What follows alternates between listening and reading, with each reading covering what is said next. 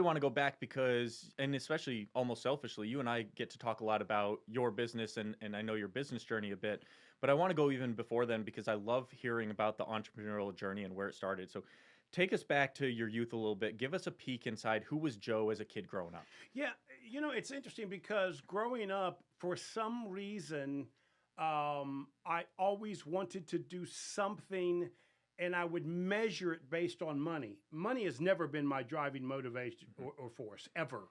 But it is how I would measure how I was doing. Yep. And for that reason, it always seemed to be small business type of things. You've heard it. You've heard all of us entrepreneurs, the cutting the grass, Right.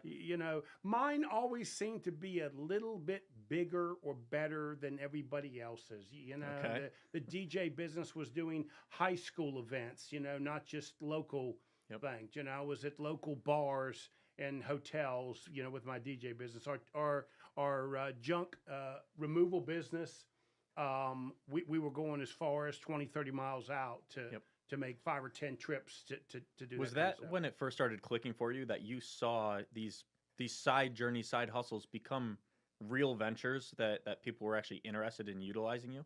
It's funny. I never considered any of this anything other than my only option, right? I've Interesting. even to this day, I am now 60 years old. I don't think I ever thought somebody would hire Joe, right?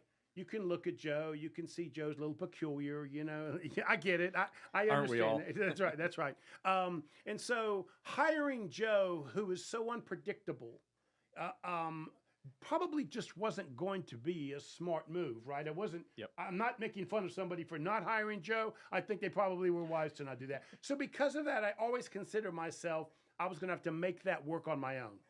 So as we keep moving forward, you had those ventures early on. You get to see a little bit of exposure, and I don't want to skip forward. I want to talk about the education a bit because you talk very little about your actual formal education and the impact that that's had. So share that a little bit with us. Yeah. Well, it's funny because I'm a guy that never believed that 4-year education was necessary to be successful. Hmm. I firmly believe that. Now, there are things you need 4-year degree in, teachers and professional attorneys, right? Licensed professionals. Right. I believe you need that, and I believe you need a 4-year degree. But if you want to be successful, if you want to be a multimillionaire, you do not need to actually go to a 4-year degree. But you do have to have education.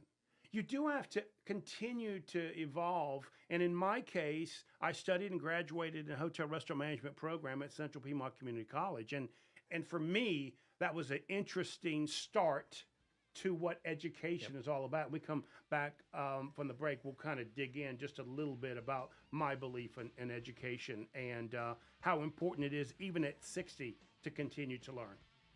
Perfect. That was perfect foreshadowing. So take us to the break, and then I'll pick it up after.